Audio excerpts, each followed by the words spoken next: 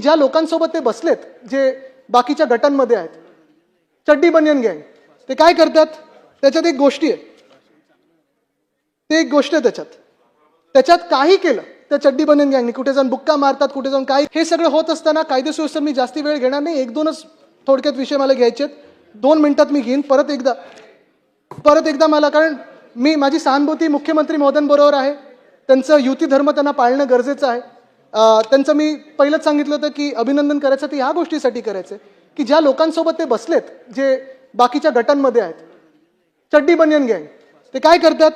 त्याच्यात एक गोष्टी आहे, ते एक गोष्ट आहे त्याच्यात काही केलं त्या चड्डी बनियन गँगनी, कुठे जाऊन बुक्का मारतात, कुठे जाऊन काय करतात, तर काय करतात ते मग येऊन, कारण त्यांच्यावर कारवाई तर होत नाही, ते काय बोलतात?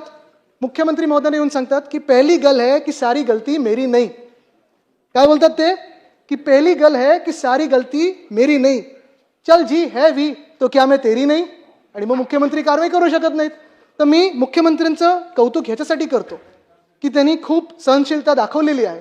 आता कुठे ना कुठेतरी मुंबईकरांच्या मागण्या असतील, शहरातल्या मागण्या असतील, आणि जे काही हे चड्डी बनियन गँगचं चालू आहे त्याच्यावर कठोर कारवाई होणं गरजेचं आहे. आणि शासन काय असतं, जनतेसाठी काय चालतं, कसं चालतं, हे त्यांनी दाखवणं गरजेचं आहे. धन्यवाद. जय हिंद, जय महाराष्ट्र, वंदे मातरम.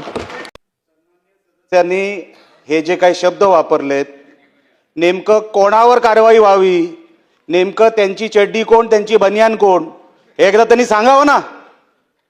जर एवढी भीती वाटत असेल बोलायला, तर सभागृहामध्ये असे शब्द वापरू नका, वापरायचे ना असे शब्द. कोणासाठी वापरताय हे शब्द? कोणासाठी शब्द होते हे? कोणासाठी शब्द होते? हिम्मत असेल तर त्यांनी बोलून दाखवावं हे शब्द कोणासाठी होते.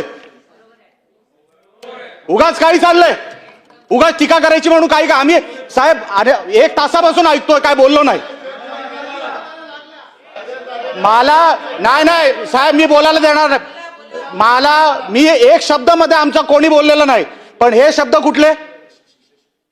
रुलिंग मधून शब्द या तर काढून टाकावं, या तर त्यांनी स्पष्ट करावं. हिम्मत असेल तर नेमकं ते कोणाबद्दल बोलत होते एकदा स्पष्ट करावं सभागृहामध्ये. बघूया हिम्मत.